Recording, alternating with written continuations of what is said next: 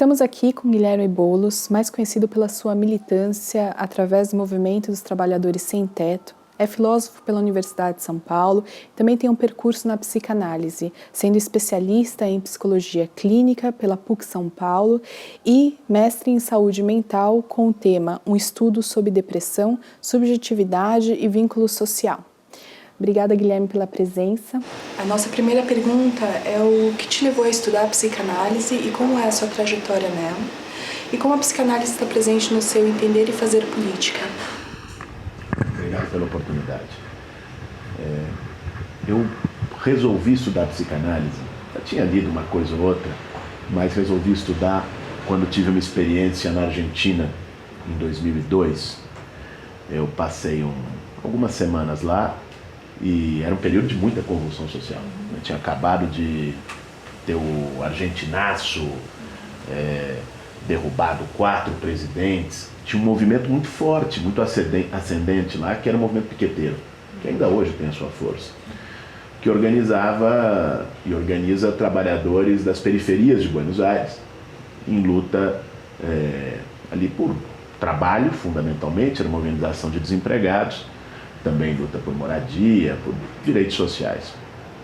E havia ocorrido, pouco antes, um massacre que matou 2 militantes, feriu outros tantos, em Avellaneda, na Ponte Pueyrredón, ficou conhecido como Massacre de Avellaneda, onde a polícia, enfim, atirou contra milhares de pessoas que faziam bloqueio da ponte naquela ocasião.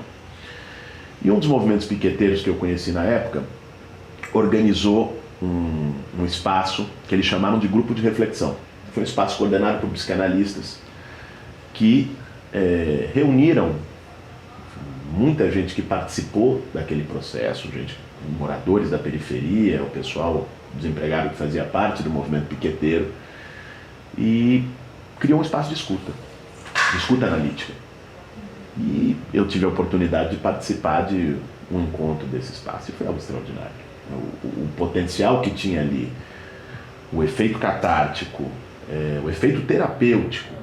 Pessoas que nunca, às vezes, tinham tido uma oportunidade de falar sobre o seu sofrimento, sobre as suas angústias, a não ser no confessionário da igreja, e olhe lá.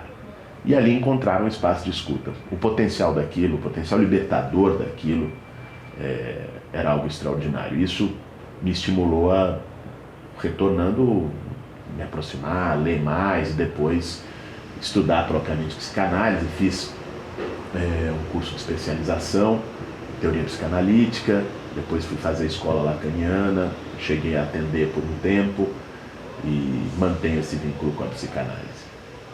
Em relação a outra questão sobre como a psicanálise influencia na ação política, olha, eu acho que muitas vezes se tem uma percepção da ação política e mesmo uma forma de fazer a política que considera que o projeto, as ideias abarcam quase tudo, né? Como se a razão fosse algo onipotente, né? Se você tem boas ideias, seu problema está resolvido, né? Política é simplesmente construir grandes projetos de país e tal. Claro que o papel do projeto, da razão, está ali. Agora a psicanálise está para nos lembrar que a razão é insuficiente, que não há atuação social, não há atuação política sem engajamento do desejo, sem construção de comunidade, sem construção de vínculos sociais. Isso é um elemento chave e que me parece que, especialmente na esquerda, que tem o intuito de fazer uma política popular, de estar junto ao povo, essa é uma lição a ser aprendida. A maior parte da nossa esquerda, isso não é uma jabuticaba brasileira, é uma esquerda que está ali naquilo que o Freud chamava do narcisismo das pequenas diferenças, né? Que fica falando para si mesma, né? Se degladiando em pequenos temas e não consegue dar o passo deste vínculo popular, né? Não consegue construir uma relação inclusive afetiva, de acolhimento das demandas com o povo. Se nós pegarmos hoje, parte da crise da esquerda no Brasil tem a ver com isso. A esquerda deixou de estar junto ao povo. E estar junto não é doutrinar, né? Fazer o trabalho de base não é chegar lá com uma listinha de verdades e inculcar na cabeça dos outros, né? Isso significa, sobretudo, ter a capacidade de escuta, de acolher demandas, né? De estar em sintonia com o sentimento, com as carências das pessoas, inclusive. Isso a psicanálise nos ajuda a entender a importância que esse fenômeno tem na vida social. Vou dar um exemplo. Peguemos o crescimento das igrejas evangélicas. As igrejas neopentecostais talvez tenha sido uma das coisas que mais cresce no Brasil dos últimos 20 anos. Isso tem a ver com muitos fenômenos, tem a ver também com a teologia da prosperidade, a relação disso com o microempreendedorismo, tem a ver com a estrutura que conseguiram construir, tem uma rede de televisão, mas eu acredito que tem a ver muito também com um método de trabalho de base. Em cada esquina que você vá, da periferia, de qualquer grande cidade brasileira, tem uma igrejinha neopentecostal ou uma igrejona, né? Às vezes no quintal, né? O cara monta lá a igreja no domingo. Eu milito no MTST. Boa parte da base do MTST, das pessoas que estão nas ocupações, são evangélicas. E, enfim, isso não faz com que sejam menos engajadas ou menos de luta. E certo dia, conversando com uma senhora evangélica do movimento, ela falando sobre a igreja, por que estava na igreja, ela me deu um relato que acho que toca muito em relação a isso. Ela tinha 60 e tantos anos e disse: olha, eu estou na igreja há mais de 10 anos porque na minha vida nunca tinham comemorado meu aniversário, nunca tinham lembrado do meu aniversário. E na igreja tem uma equipe de acolhimento que vai lá, lembra, faz uma atividade. Vejam, isso pode parecer algo secundário, uma besteira, né, para alguns da esquerda, talvez na mesma proporção que muitos dos debates sofisticados da esquerda pareçam uma besteira para a maioria do povo. Mas isso está muito ligado à construção de vínculo, está muito ligado a um nível de relação afetiva que, sem isso, não se faz política popular. E, na sua opinião, a clínica psicanalítica no Brasil é elitizada? A psicanálise em si, ela não é elitizada. Em que sentido? A teoria psicanalítica tem todo um questionamento de que a teoria é para o psiquismo da era vitoriana de Viena e não sei o quê, e que isso não diz respeito ao sujeito de hoje. Eu acho que diz muito, né? E, lidando com a subjetividade do povo mais pobre e sofrido, é possível você perceber fenômenos fortes vinculados à teoria psicanalítica. Mas a prática de psicanálise no Brasil é profundamente elitizada. Profundamente. Enfim, é uma prática de consultório, de atendimento individual, com, em geral, preços inacessíveis, né? Então, um fenômeno de classe média alta, de elite econômica no país. E são poucos os grupos que têm uma preocupação com clínica popular. Eles existem, né? Não sejamos injustos. Há gente, há psicanalista que se incomoda com isso, que não vê isso como algo natural e que se dispõe a iniciativas de clínica popular, que são muito bem-vindas, só que precisam ser ampliadas. Hoje, elas ainda são iniciativas residuais. Em geral, a prática analítica institucional é uma prática bastante elitizada, e isso é uma perda para o conjunto da sociedade. Porque a demanda de escuta, o sujeito destroçado, né, hoje é precisamente aquele que não pode ter acesso à psicanálise. É aquele que está numa situação mais vulnerável do ponto de vista do sofrimento psíquico, não tem acesso a uma prática terapêutica que poderia ter efeitos muito, muito positivos. Baseado nesses exemplos que você deu, como então fazer esse movimento de uma maior democratização da prática clínica? Eu acho que tem um papel do poder público nisso.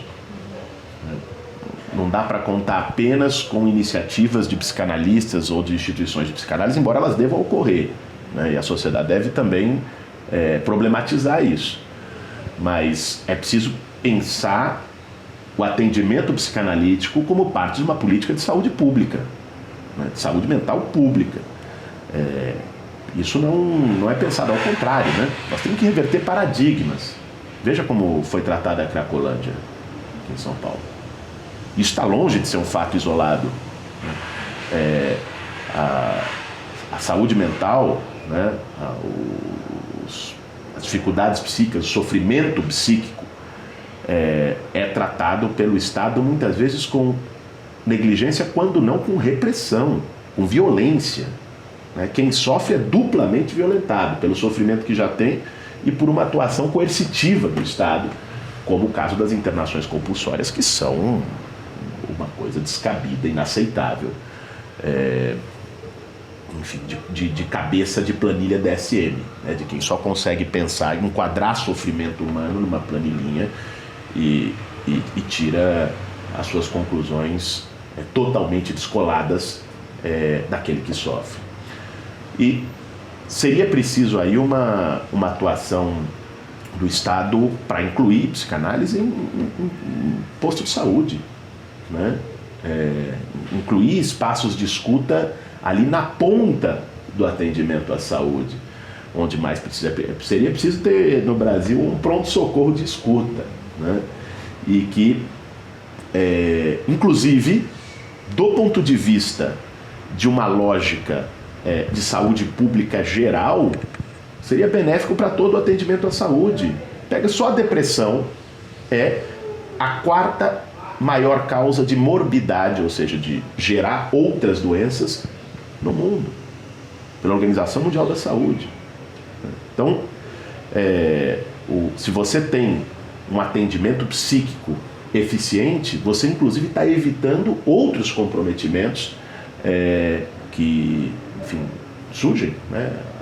A ansiedade gera uma propensão maior a pesquisas que mostram isso. Não sou eu que estou aqui inventando nessa mesa, mas há pesquisas que vão dizer que a ansiedade gera uma propensão a problemas cardíacos, né? Da mesma forma que a depressão pode gerar também uma maior propensão, não como único desencadeador, obviamente, mas uma maior propensão ao câncer. Então, se você tem esse atendimento, para além do que isso significaria para o sofrimento psíquico, você teria um impacto no conjunto do sistema de saúde pública. Lamentavelmente, isso que eu estou dizendo aqui hoje é uma utopia. O que ocorre é o contrário. Estão esvaziando a saúde pública como um todo no Brasil. Não estão discutindo a integração de saúde mental, ou ainda melhor, de atendimento psicanalítico no sistema público. Estão querendo desmontar totalmente o sistema público de saúde. Essa é a realidade hoje no Brasil. O professor Christian Dunker, do Instituto de Psicologia da USP, te manda uma pergunta. Como o Estado pode reconhecer melhor e intervir sobre o sofrimento? Primeiro, o agradecimento ao Christian pela pergunta, minha enorme admiração por ele, pelo trabalho, pelas reflexões que tem suscitado. Eu acho que um pouco é o que eu estava falando na questão anterior. Eu acho que o papel do Estado seria incorporar formas de tratamento, em especial de escuta, no serviço público de saúde. Mas, sobretudo, num momento como esse, acho que o papel do Estado é não reprimir e não violentar, né? Nós estamos aqui numa defensiva, né? Onde em 2017 é preciso argumentar por que não pode, por que não resolve jogar bomba de gás em dependentes químicos, né? Por que não pode fazer internação compulsória e por que isso não resolve? É a volta do Dr. Simão Bacamarte no cenário. Então, hoje, né, evidentemente que nós não podemos abrir mão da bandeira do Estado, construir uma política pública de atendimento, evidentemente que não seja a política manicomial, né, que alguns parecem se seduzir, né, tem coisas entrando é uma caixa de Pandora que se abriu no Brasil e pela porta dos fundos está reentrando tudo, né? Junto com o Bolsonaro, com gente que defende intervenção militar, tem gente que volta a defender os manicômios como a solução para o sofrimento psíquico. Então é preciso taxativamente rechaçar esse tipo de coisa e sem abrir mão de uma perspectiva mais de projeto, né? Uma defesa de longo prazo de que a psicanálise seja incorporada, e aí não só como atendimento individual, e aí tem que se colocar um desafio para os psicanalistas também de trabalho em grupo. Atendimento individual, obviamente, ali o enquadre tem um papel insubstituível, né? Mas como nós estamos falando de política pública, se nós queremos ampliar, nós precisamos também adaptar, né, determinados métodos. E eu acho que a psicanálise tem que se desafiar a fazer atendimento coletivo, a cada vez mais fazer trabalho em grupo, como condição, num momento como esse, para que ela chegue em grupos que não teriam a menor condição do tratamento de consultório. Levando em conta a sua experiência junto aos movimentos sociais e a sua pesquisa acadêmica, é possível dizer que a depressão que acomete certos grupos das classes desfavorecidas no Brasil tem características próprias? Eu acho que é possível. Quais são essas características? Antes disso, acho que é importante a gente ter um mapa do que representa a depressão no mundo de hoje, né? Por exemplo, a depressão é uma epidemia mundial, né? Já disse, a quarta maior causa de morbidade e a primeira causa de incapacitação no mundo todo. Nós temos mais de 350 milhões de pessoas com sofrimento depressivo. O Brasil tá ali quase que no topo ali, né, dessa lista. Tem 10% da população, 10 e alguma coisa, que sofreu ou sofre de depressão. Foi feita uma pesquisa recente em quase 30 cidades, recente que eu digo, há uns 2, 3 anos atrás, em quase 30 cidades, e sobre, enfim, psicopatologias em geral. E São Paulo está no topo, como a cidade com maior incidência de depressão, ansiedade, do que eles chamam tecnicamente na psiquiatria de transtornos mentais ou distúrbios. Então, a depressão é um sintoma social. E aí nós temos que buscar entender de onde ela vem. Por que esse quadro de explosão depressiva do mundo, né, no mundo todo? Claro que é o fator do efeito antidepressivo, né? Ou seja, aumentam os diagnósticos também por pressão da indústria farmacêutica para vender antidepressivo, mas você tem um fenômeno real, e que tem muito a ver também com a lógica da sociedade capitalista contemporânea, né? Com o papel do ideal de consumo, né? Como realização de desejo, como espaço do gozo, né? E do ideal de felicidade. Então assim, a felicidade não é vista como um prazer, mas como um dever, né? É uma obrigação de felicidade, quase que uma criminalização da tristeza, que é algo bastante natural. O problema não é a tristeza. Depressão não é a mesma coisa que tristeza, né? A tristeza é inerente à vida humana, momentos de frustração, de tristeza. Só que isso, com uma lógica que coloca a cada momento novos objetos de consumo e associa isso à felicidade, o não acesso a esses objetos de consumo é quase um não existir, né? Revertendo Descartes, é o consumo, logo existo. E quem não consome está fora. Está fora da satisfação, está fora do gozo, está fora da sociedade, né? E mesmo quem consome é um movimento que não para, né? Um movimento perpétuo, porque vai surgir um novo objeto de consumo na semana que vem, né? Para gerar um novo desejo, uma nova frustração, uma nova satisfação. E nisso, com o ideal de consumo sendo associado a marco de felicidade, objeto de desejo, isso já num primeiro momento, faz a ponte com quem tem menos condições. Quem não tem condições de atender essa lógica espetacular e frenética do consumo, já está inicialmente mais vulnerável ao processo depressivo, já está mais excluído do padrão social de felicidade. Mas, para além disso, eu acho que tem formas mais, pé no chão, mais ligadas diretamente ao cotidiano e à vida dos mais pobres no Brasil, que se associam muito à depressão. Isso eu pude observar nos relatos da pesquisa que eu fiz em ocupações do MTST, de como as pessoas descreviam a sua depressão. Isso está muito ligado a um fenômeno que o Gessé Souza chamou de subcidadania, né? Que há um tratamento no Brasil para os pobres, negros, para o que ele chama de ralé, quer dizer, que é tratado pela Casa Grande como a ralé, que é um tratamento, como alguém que não é dotado de direitos.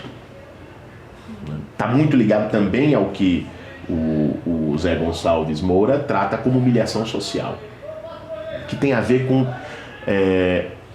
desprezo, com invisibilidade. O Zé Gonçalves, hoje, não sei, acho que não é mais estudante, já se formou, mas que trabalhou com ele, foi orientado por ele, fez uma pesquisa sobre a invisibilidade social. E era estudante da USP, acho que você conhece, e se vestiu de gari um dia. Não como o João Dória, né, que não é invisível vestido de gari, ao contrário. Se vestiu de gari e foi andar pela USP. E as pessoas que sempre o tratavam e o cumprimentavam simplesmente não o viram.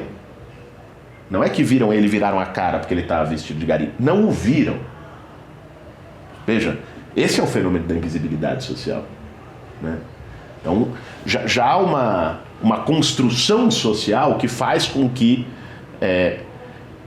determinado campo da sociedade, os mais pobres, periféricos, negros e negras, sejam tratados como invisíveis. Então você tem aí já uma construção de inferioridade que tem um impacto psíquico tremendo nas pessoas, né? Junto a isso tem um fenômeno da desestruturação familiar, experiências de vida muito crivadas por violência, em especial das mulheres por violência sexual, que tem a ver muito com as condições de vida a que se relega a periferia e aos mais pobres, né, no nosso país. Tudo isso tem uma incidência tremenda sobre o sofrimento. Gera um sujeito destroçado. O Mano Brown, Racionais, diziam, né, Zona Sul, estresse concentrado é um coração ferido por metro quadrado. É bem verdadeiro esse verso, né, porque o nível de sofrimento, né, que aí já também você vai remeter ao fato de estar do isolamento social, né, e como ele é mais forte para quem está na periferia e para os mais pobres, é inegável, né? São pessoas sozinhas no meio de uma multidão, cada vez mais, né? Pessoas ignoradas, que não são ninguém, que não têm voz, que não têm vez. Nos relatos tem algumas expressões fortíssimas, quando as pessoas que tiveram experiência de depressão e falaram sobre isso na pesquisa que eu fiz nas ocupações do MTST, tem um relato que diz: olha, eu me sentia pior do que chinelo de R$1. Eu não era ninguém, eu não valia nada, né? Esses relatos são recorrentes dessa experiência. Então, é evidente que a depressão tem também uma conotação social e que a psicanálise precisa se atentar a isso. Pensando na sua trajetória, nisso que você acaba de dizer, você acha que o engajamento político tem algum efeito terapêutico sobre a depressão? Veja, eu entrei no MTST em 2002, fui morar numa ocupação em Osasco. Nessa ocupação, foi pela primeira vez que eu ouvi alguém vir me dizer: olha, antes de vir para cá eu estava deprimido, estava tomando remédio, estava mal, estava na cama. E aqui eu não estou nem mais tomando remédio. Aqui foi minha cura, minha salvação e tal. No primeiro momento eu vi isso com uma certa desconfiança e vi uma proximidade até com um discurso das próprias igrejas, né? Vim para a igreja resolver. E essa proximidade, depois eu fui perceber, não é por acaso, né? Tem a ver com um fenômeno real do engajamento coletivo, não só no movimento social, pode ser nas igrejas ou em outros tipos de grupos e instituições que construam um sentimento de pertencimento, que acolham, que criam vínculos, que rompam o isolamento social. E tudo isso efetivamente tem um efeito terapêutico. E eu fui percebendo isso porque esses relatos começaram a ser recorrentes. Ouvi muita gente falar isso, né? Enfim, melhorei, vim pra cá, eu tô melhor, eu levantei da cama, né? Eu tava doente, tava conseguindo trabalhar e não via mais sentido nas coisas.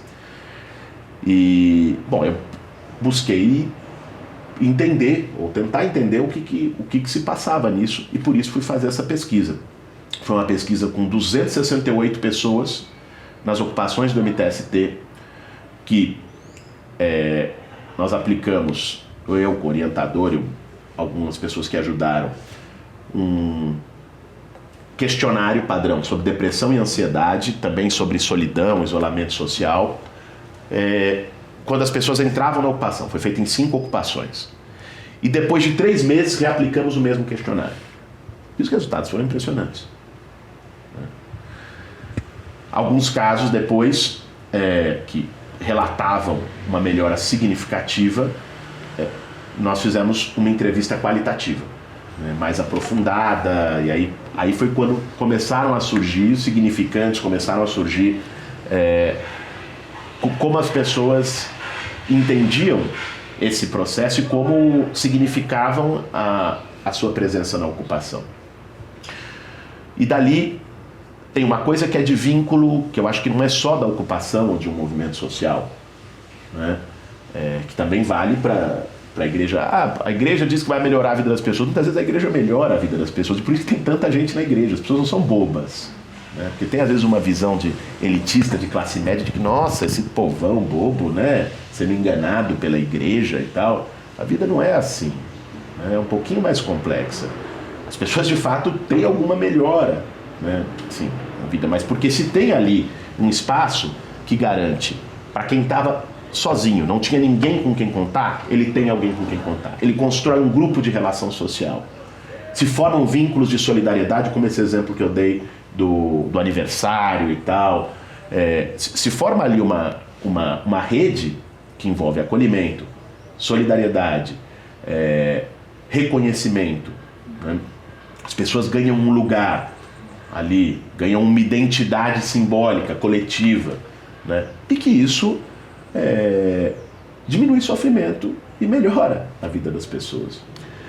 Nas ocupações, pelos próprios relatos e pela vivência que eu tenho nas ocupações do MTST em particular, pude ver que isso teve muito a ver também com os espaços coletivos que se constroem e com as tarefas coletivas nas ocupações. Então, você tem as cozinhas coletivas em cada ocupação, que é um espaço em que enfim, por trabalho voluntário, as pessoas estão ali juntas, né? Garante-se que ninguém passa fome, cada um contribui de um jeito, é também um lugar de encontro, é um reenraizamento, se reconstrói vínculos comunitários que são impossíveis hoje nessa cidade capitalista, né?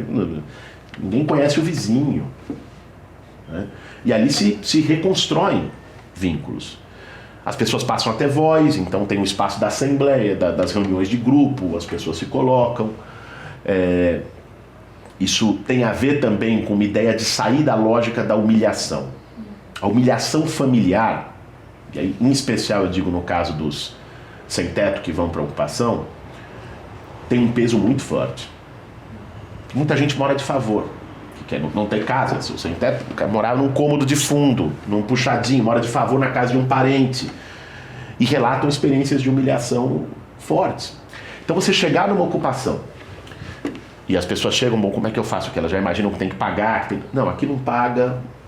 Você chega, só está necessitando, você vai ter o seu espaço, tem uma equipe que ajuda você a construir o barraco. Você passa por um outro registro, que não é o registro do favor, mas o registro do direito, do eu posso. Né? Isso tem um efeito fortíssimo também, subjetivamente. E aí tem uma especificidade que eu acho que é do movimento social. Por exemplo, isso não está presente nas igrejas ou em outros grupos, que é a especificidade do empoderamento pela mobilização. É incrível como a figura do Estado e dos representantes do Estado é uma coisa mítica e distante para as pessoas. Então, e isso ajuda a construir um sentimento de diminuição social, de inferioridade social. Né? E, de repente, as pessoas vão e fazem uma grande manifestação, elas são parte de um grupo, um sentimento de coletividade, e vão para a prefeitura, e o prefeito é obrigado a receber e a dialogar com a demanda delas. O nível de empoderamento que isso tem é incrível. Outro dia, isso já faz um tempo, acho que quase 10 anos, teve uma ocupação do MTST em Taboão da Serra que foi despejada, mas fez muitas mobilizações e conseguiu um auxílio aluguel para as pessoas que foram despejadas. Né? E depois de um tempo começou a atrasar esse auxílio aluguel e tal. E eu fui para uma reunião na prefeitura e quando cheguei lá, fiquei numa sala esperando e tinha uma senhora que era do movimento, que estava, uma senhora, seus 60 e tantos anos de idade, que eu me lembro de vendo ela na entrada da ocupação, que entrava até menor assim fisicamente, que foi crescendo, né? E que não dizia nada, era só muito humilde e, enfim, educada pela sociedade para ser submissa. E ela foi cobrar o atraso, porque estava sendo cobrado, obviamente, pelo proprietário da casa onde estava morando. E lá, a funcionária da prefeitura disse, não sei o quê, não sei quando vai pagar. E eu vi essa senhora, pela experiência coletiva que teve, pelo empoderamento que teve, bater na mesa e dizer, olha, se não pagar eu vou para a Assembleia no domingo e nós vamos vir aqui. Isso não é pouca coisa, né? Isso é uma reconstrução subjetiva para muita gente. Então, é claro que isso tem um efeito na depressão. É claro que isso tem também efeitos terapêuticos, né? E a vida de várias pessoas, seguramente não só do MTST, mas de um conjunto de movimentos sociais, vai trazer esse tipo de relato. Pensando nessa relação que você fez entre depressão, né, e esses movimentos sociais, como é que fica essa questão da formação da memória? Olha, eu acho que tem uma coisa de ruptura simbólica, né? O antes e o depois, isso é muito visível nos relatos. As pessoas vão reconstruindo o seu trajeto sob um novo signo quando se vinculam ao movimento social. O movimento social dá essa oportunidade das pessoas ressignificarem o que viveram, né, o processo de memória social anterior, e atuarem a partir de uma perspectiva com um novo sujeito, com um engajamento coletivo, com maior empoderamento, tendo voz, fazendo sentido. Eu fiz o relato de eu me sentia pior do que chinelo de R$1, que foi de uma das entrevistadas, e que é entre vários do mesmo gênero. E depois uma outra entrevistada diz, olha, eu descobri que eu aqui, com essa convivência, com esse espaço, eu descobri que eu posso ser o que eu quiser. Eu posso ser presidente do Brasil, eu posso ser o que eu quiser. A ressignificação da vida anterior, né, e no pós, nesse jogo de antes e depois, o processo de engajamento, né, isso abrir novos horizontes para as pessoas, isso é fortíssimo nesse vínculo que se constrói. Essa ideia da humilhação social como vindo através de um sinal que vem das classes dominantes para as classes mais favorecidas, um incômodo, né, que se põe, um enigma, né, ele usa essa palavra, sim, enigmático. Sim. E esse enigma podendo causar não só, né, esse sentimento de humilhação social, mas como podendo gerar culpa, claro, né, claro, de você. peguei. E aí de repente essa pessoa ela tá numa situação mais característica de um privilégio do que de um não privilégio e sentir culpa por não poder dividir aquilo com os seus. Como isso é trabalhado pelo MTST? Eu acho que esse é um tema importantíssimo e acho que mostra também a perversidade do fenômeno de humilhação social e dos sinais que se passam desde cima, porque o que se constrói, qual é a mensagem que se passa? Né? É essa mensagem mais ou menos inconsciente que é dada pelos seus gestos, pelo seu comportamento da classe dominante para com os de baixo. É a mensagem de você não é ninguém. Você não merece estar aqui. Se você tá por aqui, aliás, se você está nesse mundo e nessa cidade usufruindo disso aqui, olha, considere-se privilegiado. E essa mensagem é introjetada. E as pessoas, de fato, quando usufruem algo que na sociedade não é para o seu bico, né, o que é vendido assim, se sentem com culpa, né, se sentem privilegiadas. E acho que com culpa porque não se sentem à altura deste lugar, porque foi isso que foi vendido socialmente, isso que ela introjetou psiquicamente. Não é ela individualmente, é um processo de opressão e de humilhação construído secularmente pela luta de classes. E também a culpa que o Zeca descreve num dos relatos dele, que de os meus não estão aqui. Só eu estou podendo usufruir disso e os meus não estão aqui. Olha, no processo de luta do MTST, e acho que também dos movimentos sociais como um todo, eu diria, isso se dá de uma outra maneira. Porque, por exemplo, a ascensão à casa, ao direito à moradia. Né? A ascensão à casa, ela é um processo coletivo, não individual. Então, essa culpa para com os seus está mitigada, porque foi conquistada conjuntamente e você não ganhou a casa sozinho. Né? Tem um relato, tem um dos vídeos de uma conquista interessante do movimento aqui em São Paulo, que foi o condomínio João Cândido, e que foi feito por gestão popular o maior apartamento do programa Minha Casa Minha Vida Faixa 1 do Brasil. Tem 3 dormitórios, 63 metros quadrados, com o mesmo recurso que as construtoras fazem 39, porque, claro, o pobre merece 39. Essa é a mensagem social. O pobre merece um quarto que tem que empurrar a cama para abrir o armário. Né? Que a geladeira não abre inteira porque a cozinha é pequena. Então, aí fez um negócio de 63. E o relato de algumas pessoas... Assim, tem um relato de uma das moças num vídeo, quando fala, eu entrei aqui, eu vi 3 dormitórios, quer dizer, eu não acreditei. Só que ali não era a culpa.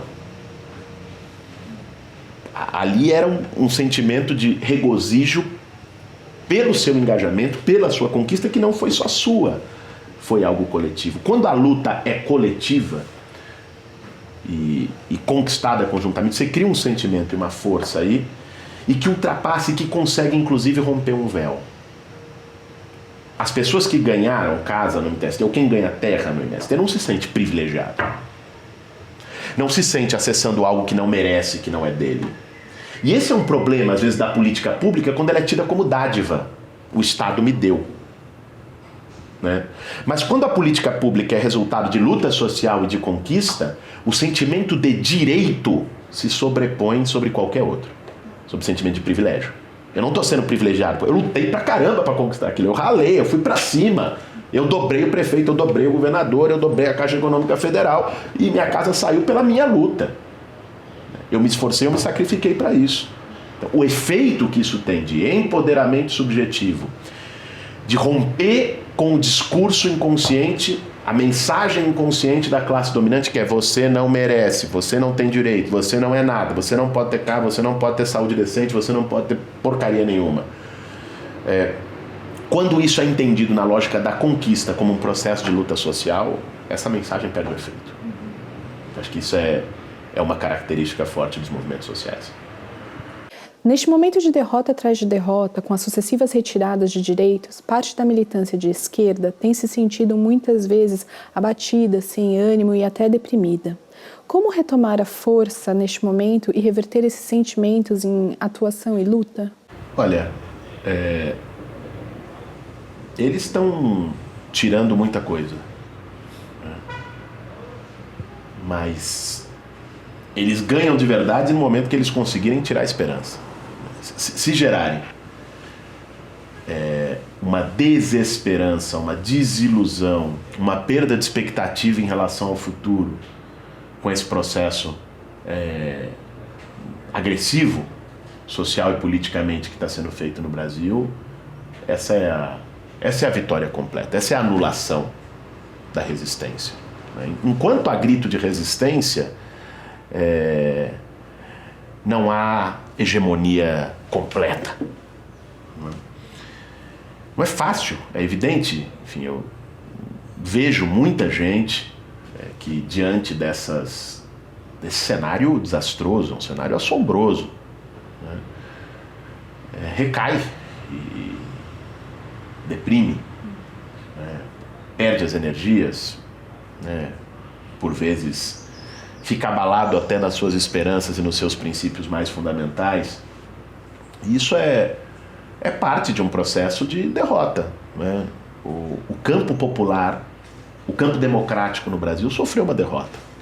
Com o golpe, com os retrocessos sociais, com a dificuldade da esquerda de se organizar e impor uma reação à altura, né? Seja por falta de unidade, seja por diferenças de projeto, seja pelo que já conversamos aqui, que é não ter feito a lição de casa, de estar junto ao povo, escutando o povo, fazendo um trabalho de base durante 20 anos, e aí quando precisou se viu sozinha. Por tudo isso, por erros das experiências que aconteceram,